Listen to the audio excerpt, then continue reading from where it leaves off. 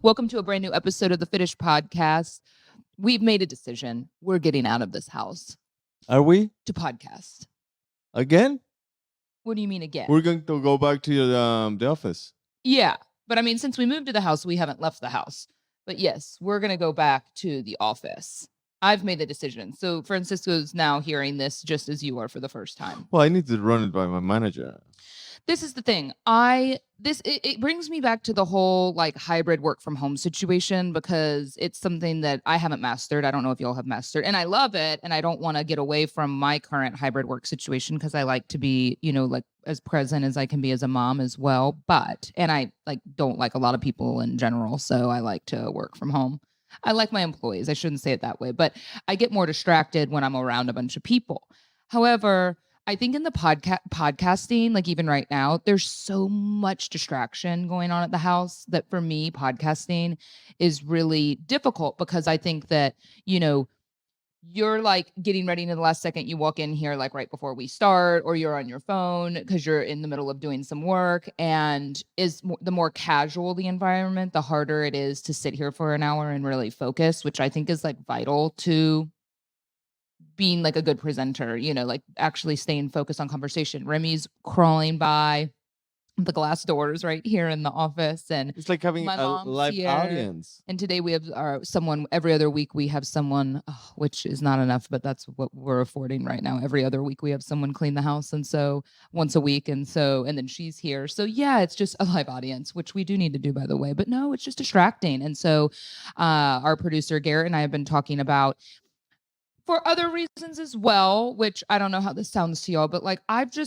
want that. Well, this is just super podcast kind of dorky sounding maybe, but I just want more of a setup where I can pull clips for social media as well. Like even right now you're looking at Remy and not even focused on what I'm saying. I just think it's better when we're back at the Fitish office. We have a setup so if people do ever want to come watch, then we're set up for success.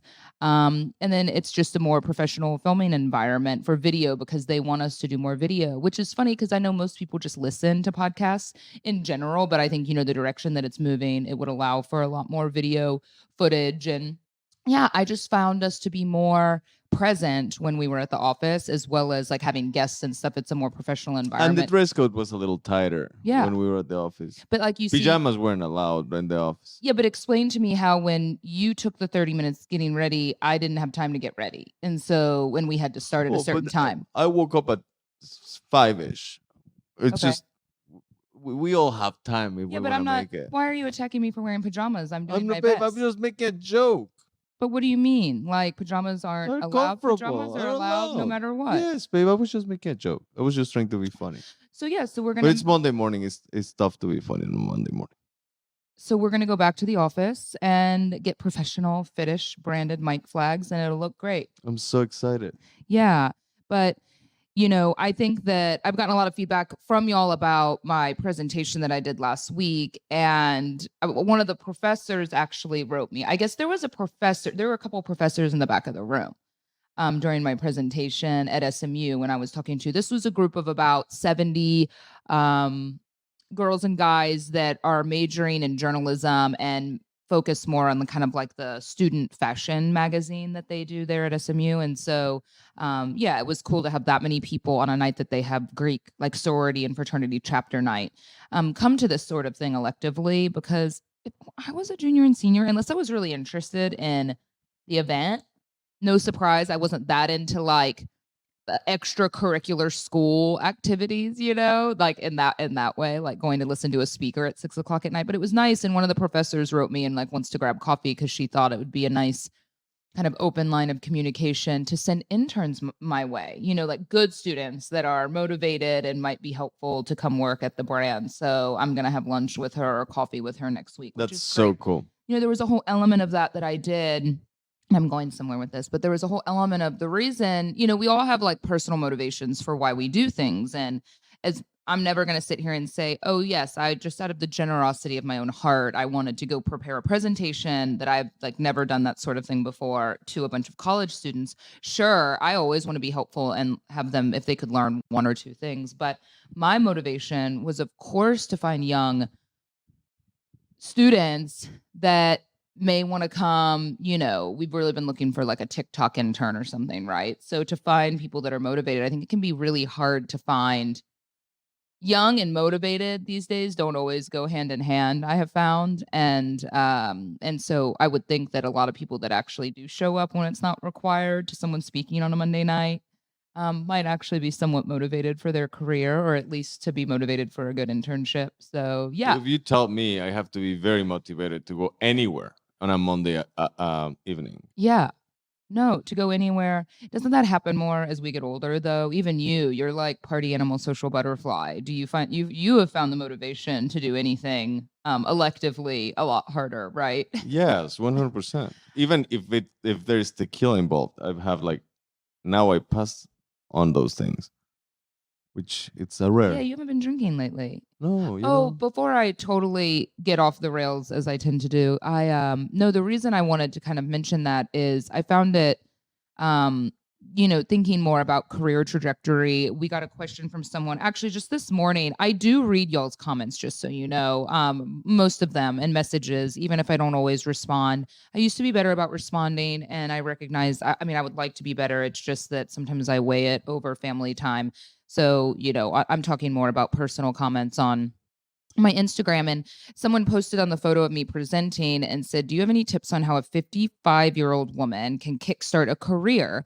I like fashion, interior design, and travel. I follow media, celebrity, and world news events, but I don't know how to parlay this into a career at my age." And yeah, I think it does get pretty defeating at some point when as you get older and older, like with anything, right? Like if you're single, like you've gone through a breakup and you're single and you're 40 and you're like, I have to start over and all of those things. But I've always been the type of person that I try not to linger too much on, you know, the dauntingness of like what's ahead of me, like I was single at 35 and decided to freeze my eggs, and I don't know, I always found that I'd rather get going on the path to what might make me fulfilled and happy than to stew on a where you're place, at. yeah, than to stew on where I'm at. I've always been much more the person like just do, right? And that was actually an element of the presentation.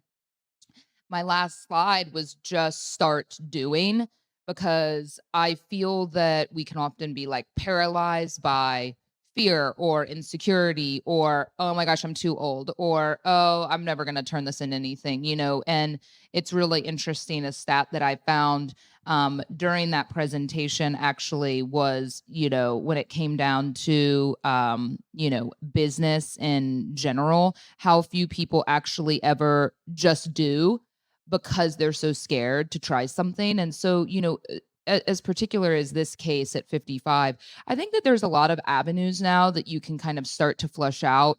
And I always am on the board on the page of like, do you have a job currently where you're making money? Don't leave that job. You don't have to go all in. What can you start in a little bit of spare time to start kind of figuring out what that is? Because I don't know. I mean, do you want to start making TikToks that are very niche or what you're passionate about? You can start as simple as a Pinterest board and see what you gravitate towards. Are you gravitating more towards, you said you like interior design, right? You like fashion also. I think that there's ways. I have found some great accounts, and there's very few because it's more niche, right? Women that are 55 or 60 years old and they're doing TikTok fashion.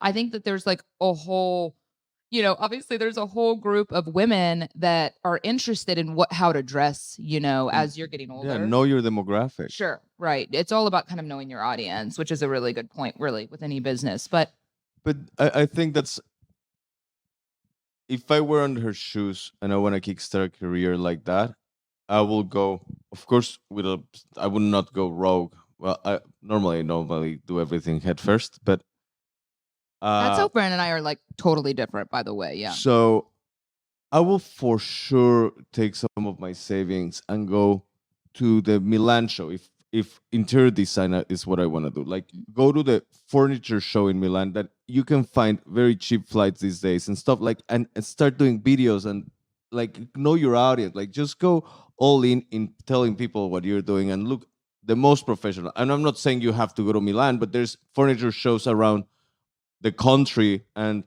nearby or stuff like that, interior design events that you can start talking about and telling the people that you're targeting, which is that market, which is the one that has the money to buy expensive furniture, is the one that has the money to But I think, spend in expensive interior but no, she has designer. to attract that audience to some sort of social forum, right? And so this is the other consideration. You know, a lot of us, like I have a feeling there's not a lot of like 17 and 18-year-olds listening to this podcast, right? And so demographic wise, the beauty about an audience that is, you know, if your audience, right, is 55 or that's who you're going after and making content for, these people have more disposable income, right? Because you either have a 2 income household, or if you're single, you know, you obviously in general are going to have more money than the 18 and 19-year-old. But you have to keep that in mind when you're creating content. You know, I would lean a little away from the celebrity stuff because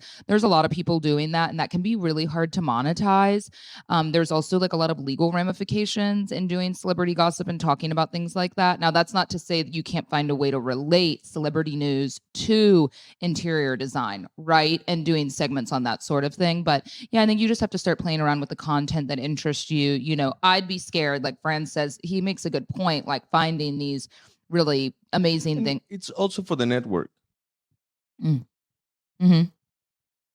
What, going to Milan? No, going to these events where you weed out all the riffraff. Like you go straight to the people that have the money, that are looking for the furniture that you can.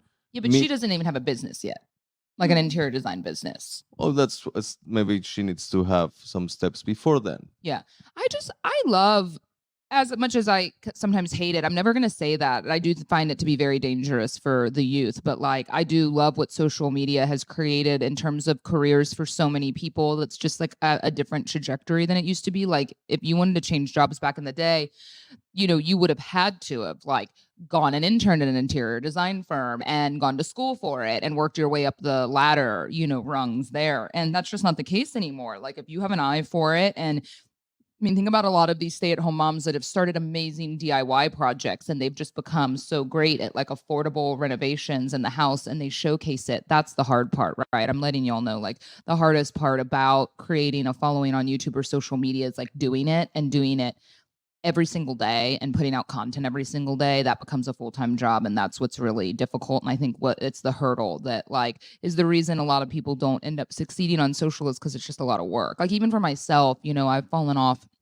posting as frequently, never really garnered like much of a following on TikTok, you know, which there's a great and a bad thing about going viral on TikTok, right? With, you know, a brand. But I was actually just reading about a particular brand this morning of like apple cider vinegar gummies that went crazy. Like they ended up doing like almost 500 million sales. And I'm not going to say the name of the brand, but it's wildly fascinating because almost all of my friends were taking these and recommending them. I had an employee that's like taking 2 of them every single day. They are in so many class action lawsuits right now because some of the gummies were found to like not have anything and like not do what was claimed, right? Like obviously with apple cider vinegar, it was just kind of this detoxifying, like actually taking it, sure. And the gummies taste pretty good. I mean, they have that vinegar taste, but like they taste pretty good. But anyway, I was just reading a Fast Company article this morning about it. And that's what's crazy. That's like the good and the bad. Like you go viral, you sell all this, but now you're dealing with all these legal ramifications because your business is like not what you said it's going to be. Don't be a shyster. Don't be a shyster. Yeah. That's crazy. Like you can make an easy buck, but if you want to make an easier buck, that's just, you're going to go to jail. So speaking of going to events, though, what we were talking about, I did go to an event. My last week was pretty crazy. Like I had something every single night last week, and we did some pop-ups, which were awesome. I think that that's going to work really well.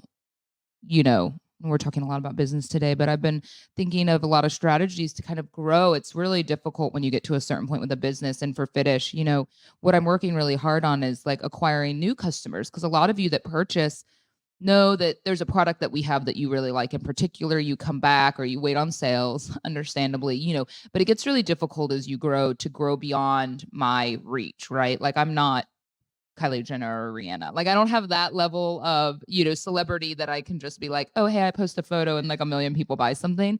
No. And it's really difficult. So I'm kind of going back to the root of like carving out, I think, is my strategy right now, when you don't have a lot of money either, right? We don't have like millions of dollars to spend on advertising. So it can be really difficult to figure out how to reach new people. But I thought, why would I not go back to what worked in the beginning, which was like these pop-up events where you're gifting people, some people, and I was shocked this week. We went to like 3 different gyms, and so many people were like either, "Oh, I've heard of this brand, but I've never tried it," or "I've never even heard of this brand. This seems like a great idea." That kind of feedback. That place had like a lot of like 22, 23-year-olds at the gym. And that was really cool, because then we're handing out samples and they're trying it. And so I think just at volume, we're going to be trying to do that more. So if you live in a suburb of the DFW area, I've had a lot of you reach out about San Antonio. We're like super interested in coming and doing a pop up, or just popping up at the gym that you like to go to and handing out samples so we can get some new customers. But yeah, I mean, I've always wanted to even kind of have people that are big fans of the brand. I just, kind of represent the brand, but then it turns into that whole multi-level marketing concept, which is just, we know, terrible if you've watched a documentary on that. Like, I don't want to turn into an MLM brand in that way where you have all these people trying to sell Fitish and then people under them. And I know that people even listening, a lot of people have gotten involved in things like that. And I just think the structure of that can be really damaging for a lot of the people that are at the bottom, the bottom tier, so that's not really the approach I've wanted to take. No, But 100%. yeah, I don't know. So those were some of the events we had last week. I love doing those pop-up events. I mean, what's better than getting to go meet people? I'm like, why am I not doing this every day of the week? Like, why would I even have my team spending time in an office if it's unnecessary? I just need people out and about at workout studios and places that are relevant to the brand, handing out product and getting in touch with new customers and that sort of thing. So that's a goal for the summer. We're going to be doing a lot of I'm that, excited. I think. But one of the events I got invited to last week, I showed up and, okay, I don't know. Like, just in general, I think I don't know if I made the right decision here, but I'm going to tell you what I did. So I got invited to this event that was like some, I want to say high society, fashion-y, arty pop-up. Let's just call it that, right? And I was excited because I thought, like, some of these things that I get invited to, I've told myself I have to go, right? Like, I have to actually go to them because Fran knows me and knows, especially like when I was pregnant and after a baby, you say no to enough things, you stop getting invited. You start saying yes to things again, you'll start getting added to the list more. And so it is important for business and networking, as you always say, to go to things that seem important that you get invited to. And so I thought this was going to be a typical like 20, 30 women kind of, sit down dinner at a restaurant for this like fashion art pop-up thing. And so I rolled to this thing like no problem. I like had a couple weed gummies. It's like, I'm gonna go, I'll feel good by the time I get down there. And I see a girl that I know and a girl that I didn't know, actually. It was Tony Romo's wife. Like, I've never met her before, but I guess she had listened to the radio show. So I got talking to her. She was actually like, Did you tell her that you're friends with Jessica Simpson? no, I'm not. Oh, I forgot about that. No, I'm not friends with that I interviewed just because no, she was so like different than I expected. She was so like normal and nice. And we were just talking about being moms, and Tony, she's like, plays golf every day. I don't know. We just had like a very nice conversations about our significant others, or kind of like complaining a little bit, not in a bad way, just like funny, and she's just like super mom. But anyway, she was really nice. So we were sitting there having a drink, and we were like, oh, okay, we got to walk into the restaurant in the hotel.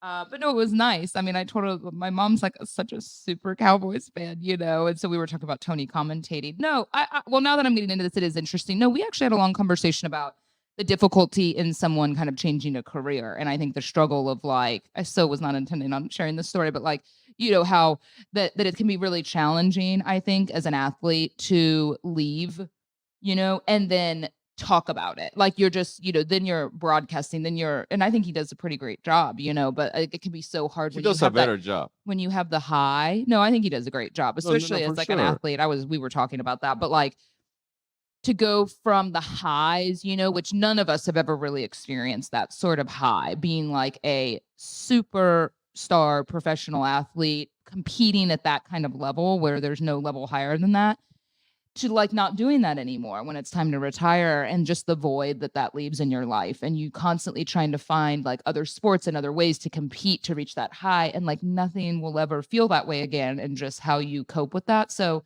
I've always thought about that with athletes. It has to be super hard to like live that level of competition and athletic like prowess to then not having it anymore, But anyway, she was super cool. So her and another girlfriend and I talked for like 45 minutes and we were like, oh shit, we're late. We need to go to this event. So we walk in just as I'm like feeling good too. I've had she bought me my glass of wine. I was like, you don't have to buy me my glass of wine, but I'll take it. It was a cash bar? No. We were at the bar of the hotel before we walked into the restaurant that was also in the hotel. It was not a cash bar at the party. What type of event are they inviting you to? I know, right? We all have to pay our way. No, she got my drink. No. So we walk in and I thought, this is great. It's going to be like 30 girls. I'll be sitting with them. I'll make a new mom friend, And then we walk in, y'all. It was such a fucking thing. It was a huge event. There were men. There were so many people. I was a little too high for comfort. And it was just a lot. And then it dawned on me once I see someone that a couple guys that decently well, I went, why did I not get a +1?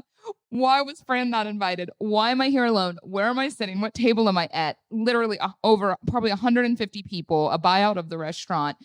Everyone's super dressed up. I'm in a denim dress thinking, oh my God, I thought it was this weird casual fashion thing. So there are men in suits. Oh, fuck, So I saw a couple of people that I knew, but then I was saw that I was kind of relegated to the back corner of the restaurant, because I'm alone and everyone else had a +1. Then I'm thinking, should I have invited Fran? Should I have asked for a +1? I just didn't understand the way all this worked, and I'm God, Fran's going to be pissed. So I don't know. I ran into a girl that I knew and I went, I don't really want to be here because there's just a lot of people and I don't really know anyone. Can I leave? And I left and I drove through In-N-Out and I came home. Is that bad? Kinda. Well, the thing is that, was it this on a Wednesday or? Yeah. Tuesday. It was a Tuesday, y'all. The dinner started at 8:30. What? I don't live this life. So I left. I don't think anyone noticed that I left other than the people sitting at my table when I realized our names had been printed on our menus, which is fucking great. I should have checked that. I didn't see that. But I know this is such a society story and it's so lame. But I don't know. It's just sometimes that kind of stuff's not my vibe. No matter how cool an event is, and it was nice for sure. It was a nice thing, but when I don't know anyone and I'm just sitting here going, Fran's taking a bath for me, putting him to bed, and I don't know anyone. No one knows whether I'm there or not. I felt kind of lost, I'm not going to cling to Candace Romo, who at this point is now one of 4 or 5 people that I know that are there, and I don't even know her, and the girl she was with. I'm not going to cling to someone that I just met because that's weird. Why would I want to be there if Tony wasn't there? If he wasn't even invited, why would I want to be? I'm sure he was invited and didn't go. No, but I mean, there were a couple other guys that you knew there that came, and I just, once you say hello to the people you sort of know, and then you're just standing there, it just is kind of weird, I don't know anyone else. I hate small talk. I hate small talk. That's why I don't actually mind a group of 20 girls if I'm sitting next to someone I know and we just catch up about life and work. But that thing, I felt like I had to be, me, I don't like butting into conversations. Hey, how are you? Okay, bye. That's what it felt like. I fucking hate it. So anyway, I left. I don't know how that's going to fare for me going forward. I snuck out, didn't bring a goodie bag, y'all. And, so I get home, we're laying in bed. I get In-N-Out. I come home. Friends because I'm hungry, obviously. I didn't even stay for the dinner. And the restaurant was great, but I didn't stay. So Fran goes, what was in the goodie bag? And I go, oh my God, I didn't take the goodie bag because the people running the event were at the front door. And I was like, I'll be right back. I acted like I was making a phone call or going to the bathroom. I abandoned the goodie bag. So I take the low approach of texting the one girl that I knew kind of well that was there with her husband. And I was like, I left. What's in the goodie bag? And so she left so hard, hours later, she texted me back. She's like, what? I was like, I didn't take the goodie bag. Fran wants to know if there was something good in it. She goes, no, it was a cupcake. So I looked like such an idiot being like, oh, what was in the goodie bag? Was it jewelry? You were saying it might be something good. No, last time I was in an event like that, it was a couple $1,000 worth of. What? Yes. No, it was a cupcake. So, and some pamphlets or something, I don't know. Maybe a customized bottle of water, well, this was before the choir. So maybe things have changed. Yeah, I don't know. Anyway, so I don't know if I made the right move or not. But I don't know. At this juncture in my life, the good thing is that you don't even have to worry about that because you cannot change it. What? You're gonna change. You already made the decision whether it was a good decision or not. Like, Yeah, but I'm just saying, I don't know if it was or not, but I just know that when I get stretched too thin in terms of commitments, I go back to like, I just am more selfish. Like, I'd rather be home right now. If it was meaningful and small and important, my presence was important, but my presence wasn't important. And I put a little bit of time in, took a photo, did my thing, said hello, and I left. I mean, I was there for an hour, more than an hour. So, I'd rather be here with you and Remy. Obviously, I didn't get home in time before you put him to bed. But yeah, that's as a mom now, that's what you start thinking of, yeah, your no, time. And 100%. um I didn't. I think you start enjoying different things, yeah, like like wearing pajamas and working from home and spending time with 100%. my child. Yeah. Yeah, As he beats me in the face. he beats us all. He's an equal opportunity This beater. morning, sitting on the couch when you went to get dressed, right? When I was sitting out there with him, he crawls up to snuggle on me to give me a hug. He's smiling at me. We're almost nose to nose. He just pops me on the face so fucking hard. Oh, Like, he's a little Sour Patch Kid. no, I know this sounds terrible, and I'm just gonna say it because we're in a trusted circle. But like, I can't wait till he's in school and he does that to a kid, and that kid does it right back to him because I can't do that. One time I kind of popped him back like very gently, and he laughed because it was very soft, and I think it tickled. But like, I'm not gonna hit him back, But like, I want him to know like why you don't do this. You're not gonna make friends, but I think that's what's gonna happen, right? When he's whacking like that, someone is just gonna whack him right back even harder. Like a little girl, he's gonna hit a girl, she's gonna cry, or she's just gonna pop him right back. Yeah, I don't know. Oh my gosh, I shouldn't even say that in front of Fran. Y'all know him by now. He's gonna like go to the school and like beat up the little girl. Like that's the time you're gonna I be would never so beat up a mad. little girl, but a little guy. Let's take a quick break and hear from some of this week's sponsors of the Fitish podcast. Oh my gosh, Fran, I know that you've been eating particularly healthy this week, and we got this whole box of Mosh bars to try. And I actually hadn't heard of Mosh before. And I don't know, I haven't really been, I'm not like in the grocery store buying stuff these days, but I decided to open some this morning and take a little bite out of this, actually realizing that it was created by Maria Shriver and Patrick Schwarzenegger, and I had no idea. But blueberry almond crunch is the flavor that I've actually been eating throughout the show this morning. And they are referring to Mosh as the brain brand because these are, very nutritious, kind of protein bars, but they're more focused even on the brain fuel, right? So they're chocked full of vitamins, 12 grams of protein, lion's mane and ashwagandha, which y'all know I love, vitamins B12, D3. They're keto friendly, no added sugar, full of omega 3s, and really just nutritionally, really all around great. Like 160 calories in a bar. And again, yeah, like very low in sugar and 8 grams of fat, depending on what you pay attention to. But they have 6 delicious flavors. So I always love anything that's like blueberry almond crunch. This one's great. The other one I was trying is like a lemon cake, lemon white chocolate.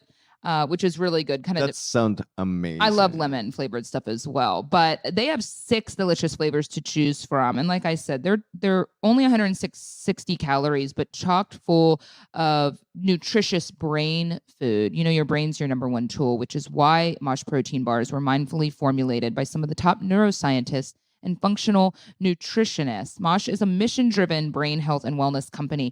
They donate a portion of all proceeds to support women's brain research through the Women's Alzheimer's Movement at Cleveland Clinic. So they're giving back as well. Highly recommend trying these though. I have found that, especially as a mom, I am terrible at finding the time to eat, and then I get really cranky and really hungry. So things like this in my bag really save me time and save me from a bad mood. So head to moshlife.com/fitish to save 20% off plus free shipping on your first 6-count trial pack.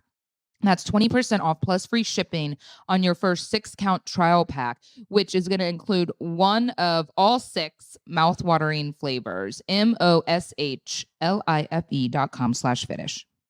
I don't know if Francisco and I have told you all about this, but we dabbled in a lot of different kind of like natural detergents, trying to find something great that worked because we thought that was contributing to Remy's eczema on his skin. And of course, we get him allergy tested and he's He's not allergic to bulletproof. anything. So that's interesting, right? We didn't even talk about getting that allergy test for him. But we got some Earth Breeze in the mail. And this is so fascinating. I opened this up and I go, this is a laundry detergent. It looks like dryer sheets. And, this more kind of like natural approach to detergent because this company doesn't believe in using all this plastic, which is so amazing because isn't that like all that exists in general, or like these giant plastic jugs, whether you're using liquid detergent or pods, right? It's like everything is plastic, plastic, plastic. And so they say that, 91% of those giant plastic jugs end up in landfills and oceans, of course, doing irreparable harm to our planet and marine life. And Earth Breeze is like, there has to be a better way. And it's just brilliant because this laundry detergent are eco sheets. So they look like dryer sheets, but they're not. It's a revolutionary liquidless laundry detergent that dissolves 100% in any wash cycle, hot or cold. No measuring, no mess, no heavy plastic jugs. You just toss the sheet in, and once water hits it, it becomes laundry detergent, which is so amazing. So I love when evolution happened in all of these type of products I do because we've too. been seeing this same thing for the past 100 years. Yeah. Yeah, I think it's just great because this is environmentally friendly and then you don't have to deal with throwing all that stuff away anyway. And the other part about liquid detergent that I hate is like it spills everywhere. So you're always trying to clean up the floor or the top of the washing machine, Yeah. and which is just such a grind, and the cap and all of that. So now this is just like dissolvable sheets. I just think it's absolutely brilliant. And of course, you're still going to get a powerful clean, so you don't even have to worry about that. Earth Breeze is tough on stains, fights odors, and your clothes come out clean every single time. It's going to be great. And hypoallergenic dermatologist tested. Not that we need to be as concerned about that now that we know Remy is not allergic to anything, but I think that is really important because I have found that a lot of moms in general are always trying to use, detergents that are free of dyes and It's just allergens. crazy the amount of super harmful chemicals that some of those detergent have. Yeah. And then we've just never known any better because that's all that's been available to buy. Switch from the old fashioned and go to something new. Right now, our Fitish listeners can subscribe to Earth Breeze and save 40% off. Yeah, and they mail it to you. So, you can just get on subscription right there. Go to earthbreeze.com/Fitish to get started. That's earthbreeze.com/Fitish for 40% off. EARTHBREEZE, earthbreeze.com/Fitish. I know I told you all that Francisco's been eating better lately on somewhat of a diet. And so what does this diet entail, you ask? Well, he is pretty strict with it, but he's eating big, portions of meat here and there. And Butcher Box is like really paid off for us. Amazing. Yeah. And for me too, I take a less aggressive approach sometimes, but I say, you know what, I just need to eat protein and veggies, start kind of eliminating some of those carbs. But Fran, you're very particular about your meats. Like you're the type of guy that tends to go, when I've wanted to order stuff online or, get it delivered and let someone else pick it out, he's like, no, I will go to the store. You like to pick out your cuts Yeah. of meat, but you've been really impressed with Butcher Box, correct? Well, the things that they send the best, like the best marbling, the best thickness, the best cuts, like it is just so good. The perfect balance between fat and meat. It's been very impressive for something that comes in the mail. What have and we've made so much. I mean, because we've gotten chicken, different cuts of chicken, Sausages. sausage. No, we've been making just a lot of, Fran and I are more red meat eaters in general. So we've been eating a lot of like the sirloin. We've made a couple fillets. I think Those as well. fillets are perfect because I have to measure my portions, and they are exactly what I need, my protein intake of the day. Fran's great. He does the steak method, like cast iron skillet, searing it on each side for a couple minutes, then putting it into the oven that's already hot, which I think is like the way that people that know how to cook steak. Me, on the other hand, I cut it up. No, I shouldn't even say that. I just like chop it up and then like brown all pieces of it because I am not a chef. And yeah, but Fran makes it the best way possible. The thing about good meat that I've learned too is like you don't have to season it a lot and it tastes, or like almost at all, Yeah. right? And it tastes absolutely amazing. We have absolutely loved this. And right now, when you go to Butcher Box and sign up, you're going to get free chicken thighs for a year and $20 off your first box when you sign up today. That's 3 pounds of bone-in chicken thighs free in every box for an entire year, plus $20 off your first order when you sign up at butcherbox.com/Fitish and use the code Fitish. Claim this deal by going to butcherbox.com/Fitish. And again, use the code Fitish. I love me some free thighs. And, look, they have pork, raised crate-free, and wild-caught seafood. I know we always talk about the 100% grass-fed beef because we tend to eat more red meat than anything else. But Remy's a little fish boy, by the way. Like, Remy's like, he loves fish, which is so good because my parents didn't eat fish growing up other than like canned tuna salad on Sundays. My mom would make Sunday tuna, which now sometimes we make Monday tuna, and I'm really glad you like it because it can be very polarizing. Like a tuna sandwich, I still love it, but like that was my mom's fish intake. That was like the only fish she ate. Neither of my parents like fish unless it was, popcorn shrimp or tuna salad. Like, and so when you don't grow up, just like I've tried to talk to you about with Mexican culture and me, hello, I'm Jenna. Like when you don't grow up eating certain things, it can be really hard to adapt to that taste. I mean, I'm surprised that every now and then, I'm craving sushi and stuff. Like I think for someone that didn't grow up eating much seafood, I actually like it. I wish I liked it more. I mean, I wish I could just be pescatarian and just eat fish. But man, I don't know what it is. I get halfway through a piece of fish and I'm like, Ariel and the Little Mermaid is how I feel. I'm like, my voice is gone. I'm like I feel like I'm living at the bottom of the ocean. I don't know how to explain it, but I get halfway through that piece of salmon. How long that fish has been out? And it's any fish. I get halfway through a piece of salmon and I'm like, this is good. This is good. And then I'm like, I am the Little Mermaid. Like that's how I feel when I'm halfway through and I'm just done with it. Does that make sense? Yeah, a little bit. It's like I just turned into an oceanic creature all of a sudden. And I'm like, do I have fins? And then I stop. I wonder if the Little Mermaid ate fish. Well, she was a mermaid. You think she ate plants? She might have just had kelp. Yeah, just like algae. I don't know. A human sea hybrid creature living off only the veggies? I'm not sure. I wonder. That's a great question. Do you think anyone's ever asked if Ariel ate fish? Oh, we never saw her eating.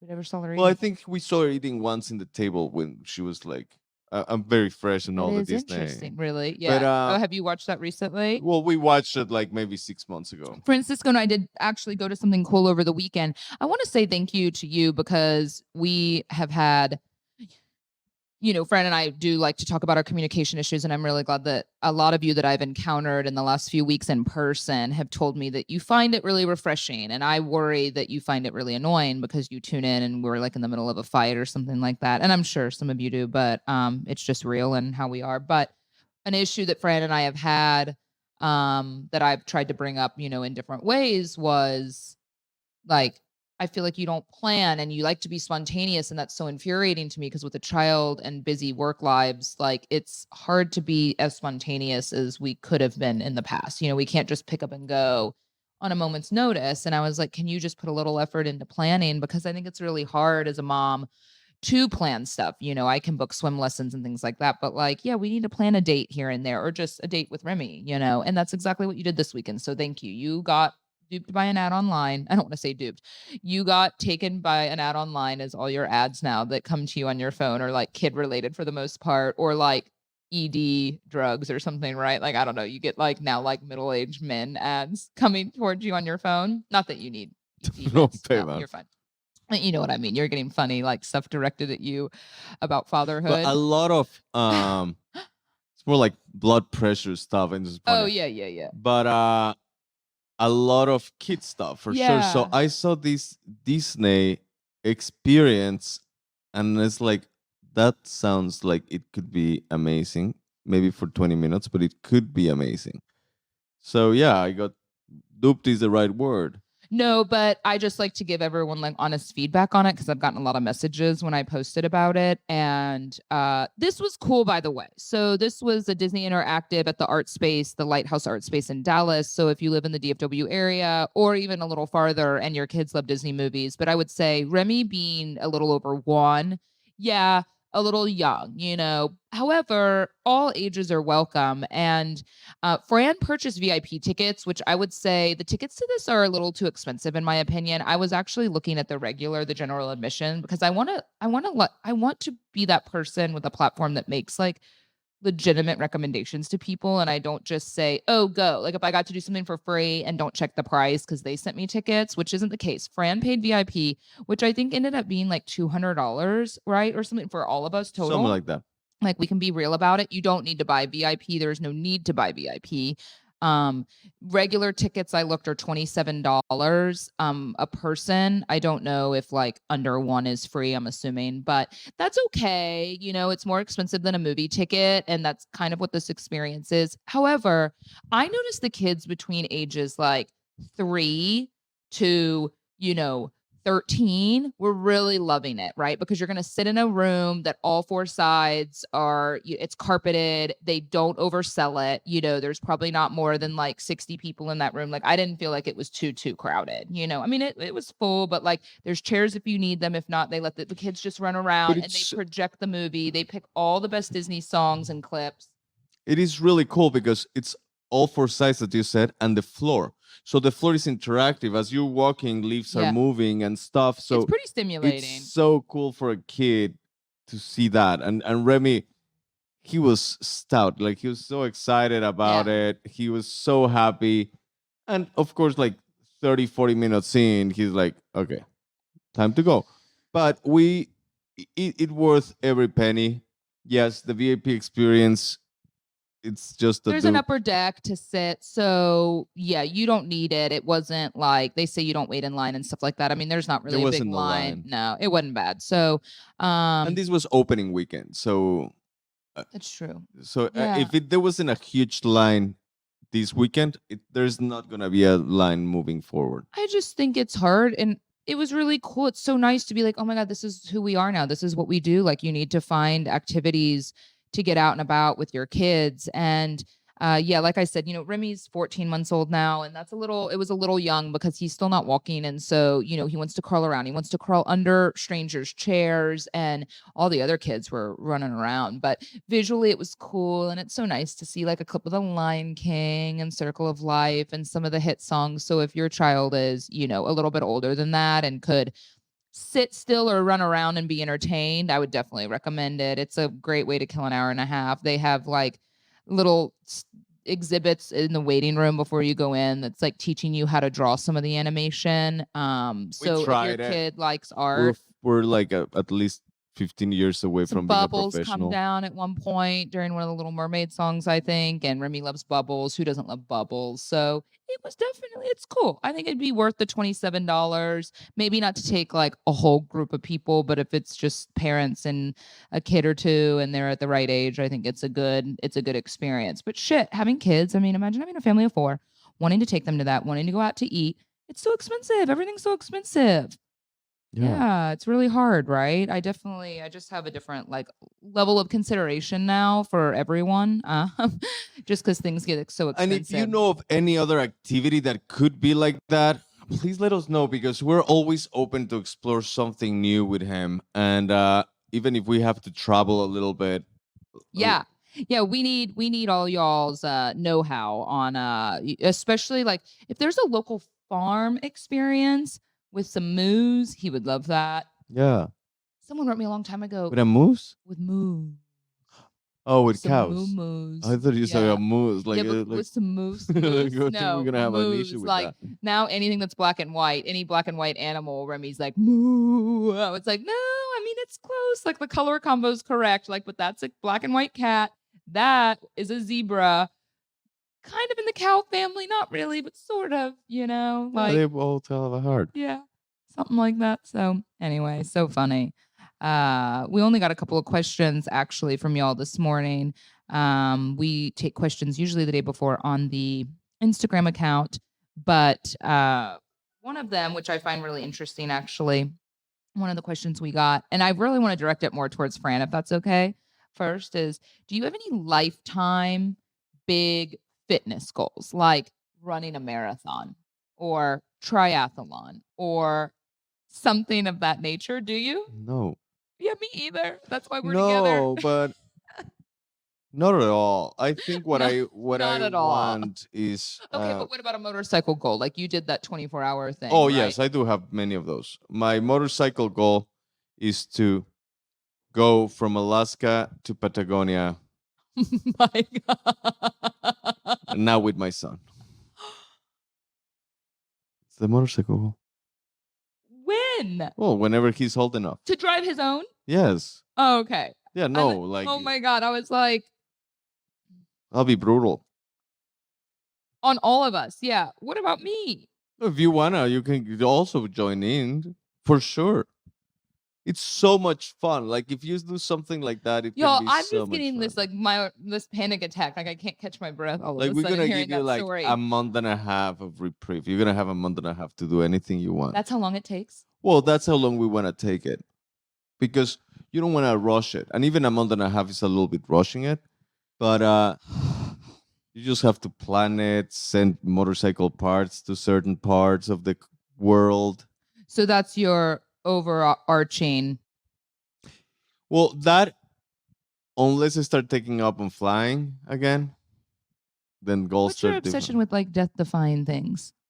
It's things that make you feel alive. It's not that defying the things that you see the glass That's why it half makes you feel empty. alive. You realize that though, 100%. But because death is I so like close. days that you remember, and there are days that I remember vividly that I've spent on top of a motorcycle. Yeah.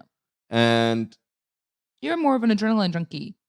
yeah, and it's just something that it's like therapy for me. It's like uh, before I met you, I went from Dallas to Mexico City nonstop. Mm-hmm. And that was one of the best days of my life. Wow, more than your child being born? No, I said that was one of the best days of my life. No, Yeah. that has been the best day of He's my saying life. But it's just something about being part of you and your bike and the open road and a lot of hurdles that you have to overcome. Mm.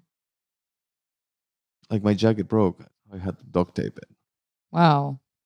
Because you did nonstop. How'd Yeah. you stay awake when you got tired? Adrenaline. You don't get tired. Mm. So You didn't I drink well, I anything? got tired like when I was like 2 hours away from meeting the goal, and Mhm. I was like it was cold. It was the middle of the night, and I was ready to be done. Mhm. But I didn't get hungry and I didn't get tired. I needed to make it in less than 24 hours. So you don't have a lot of time to dabble, especially when you have to cross a border. You have to ask for a permit to cross your bike and all that. You waste all the time that you have pretty much to eat.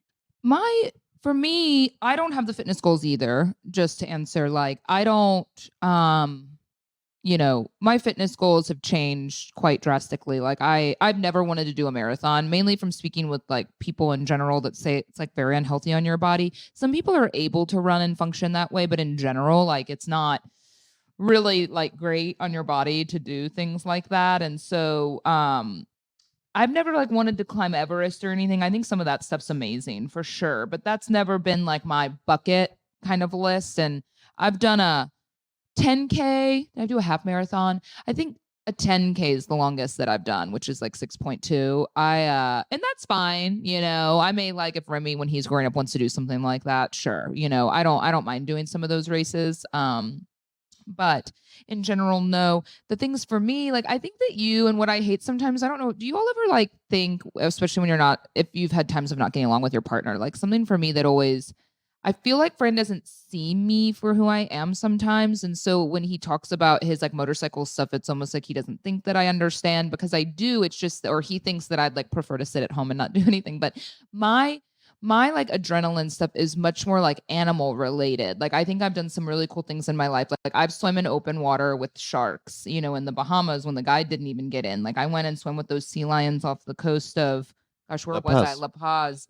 And there was like no one around but a National Geographic boat. And it was crazy experience because I realized like we're out 2.5 hours in the middle of the ocean from any land. And it's just like full of sea lions. And I'm in there in a wetsuit and it's so dark and so cold. And of course, there's sharks lurking because that's where they get their food. That for me, which I'm not as likely to do anymore, I think now that I'm a mom, but I've loved some of my animal experiences. So I know that doesn't really meet your fitness like criteria, but there's definitely other things on my bucket list related to travel and animal excursions. I want to go gorilla trekking so badly, which I know is not quite as like dangerous necessarily, but it's more of a trek, literally like, hours like sitting in like wet rain, like watching them, in their natural habitat. Things like that for me are really exciting and amazing to just kind of see nature at its purest.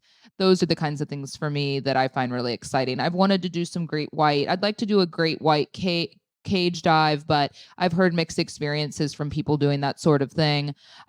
Just it can be cold and dark and like no activity and As long things as like they're that. giving opinions, that's a good thing. What? As That long as they're the still people alive? yeah, Yeah. yeah. I've wanted to do some things like that. At this point, I may wait until Remy gets older and see if he's interested in doing that sort of thing. Yeah, putting my life on the line, like real wildly, is not at the top of my list anymore as like kind of the responsibility I feel of being a mom. I just wouldn't want to like lose my life a certain way. But like I've never wanted to skydive or bungee jump, not because it like terrifies me. I mean, yeah, I find it scary, but I think sometimes people's goals to do more adrenaline based things, it's because there's like this payoff, right? Of like overcoming it. I've never felt that way about skydiving, like I don't like the plane ride for me is the scarier part of jumping out of it, than jumping out of it. And I don't know. Just for me, it's never been something that I'm like, oh, I want to do that, like I just don't, or bungee jumping too. Like I don't care to do that for some reason. Yeah, it's just I think there's something about defying the rules of physics that Sure. it's just amazing. Like a human being Yeah. wasn't built to fly. When Right. you're flying, is just Yeah. fucking crazy amazing. I'm not saying never. It's just that how some people want to like they want to skydive so bad that they'll just go to like an hour and a half away in Texas. And I always think about if I'm gonna die this way, like it's certainly not gonna be like an hour from here, Like if I got the opportunity to do it, in a different spot and the whole family Yeah. wanted to do it, maybe you and Remy talk me into it and we're doing it, somewhere over the ocean, somewhere cool. But like at this point, it's just not my thing. Like it's Yeah. just not what I want to do personally. But I do still find adrenaline in different ways. I love thinking about my love of scary things, like haunted houses and scary things like that. Like I like to, which is kind of fucked up now that I talk openly about it, that I don't like being scared like that as much now that I'm a mom either. But I don't know. I just like the animal stuff, doing wild animal excursions and being close to nature because that is natural. You know what I'm saying? Like in a way, Well, like that's more what natural. I'm very happy about living in the country, that we get to see a lot of those new wild things. Like we have a coyote in the loose. We have a coyote on the loose. So if you stay up and leave Wheezy outside, you might be able to have a coyote sighting. Before we wrap up, my producer actually messaged me as we're recording and said this isn't next door, but Yesterland Farm, which I've never heard of this, by the way, Garrett. So thanks for sending this along. If you live in the DFW area, this is in Canton. Oh, let's do it. It looks Yesterland, it sounds like something come out of a Chevy Chase movie. Yesterland Farm, yeah, it kind of does. Yesterland, yeah. So yeah, this is interesting. We'll see what they have, but they have like there's a cow roller coaster. It looks a little farm park fair style. Little rides. It definitely looks like it's geared towards the younger kids, and stuff in the fall looks so fun, like an apple cannon and a pumpkin chunker. Apple cannon. Yeah, really cool. So yeah, all year round. That's in Canton. So y'all take a look at that if that's something. I've never been. I'm not endorsing it yet. But pig races, duck races. Yeah, that's fun. Farm animals. We live in Texas. Kids love farm animals. So yeah, let us know if there's anything. We'd love your parenting tips on activities that aren't too expensive to do, and then I can let everyone know our secret. Sounds good. Or just DM me. We can keep it quiet. The hush hush. In other news, a lot of you have written me about first birthday party ideas. I need to start She's gonna start her charging. business. I need to start another side business if someone wants to help me. Yeah. So I'm doing my best. I think y'all think I am creative, but like it's really hard when I don't know you and your child. So I'm trying to give some ideas. Just send out to your people. child bio. Yeah. What he's into. Yeah. yeah, it helps if you give me other ideas that you like but don't want to use, but you want something similar. So yeah, I'm here for it. I'm trying my best. I'm doing You my need to best. have something like that app of BetterHelp. Is like, is your kid religious? Is your kid like rock? Yeah. Is your kid like this? And then okay, and then you generate like this whole theme. Could you imagine if your 1-year-old was like obsessed with Jesus? Like he wanted you to I do like want. We live in Texas. I'm pretty sure there's plenty 1-year-olds that are obsessed with Jesus. yeah. I don't know if I'm like the best fit for coming up with a theme. Like it might be totally sacrilegious. Like I might do something that's too much. Like I don't know what too much is with religion. Yeah. But we don't want to go there. Well, anyway, thanks for tuning in this week. As always, info@fitish.com as an email for any feedback or questions. And yeah, Fran and I are going to be headed out of town in a couple of weeks for a little birthday trip he planned for me. I don't know where we're going, but I'm very appreciative. I know it's the beach, so I know what to pack, but we should probably get our business podcast done in the meantime. Yeah, So 100%. we can air that when we're We out can of do it town. from Corpus. We can do it from Corpus Christi. Well, I look forward to hearing from y'all, and we'll see y'all next week. Bye bye.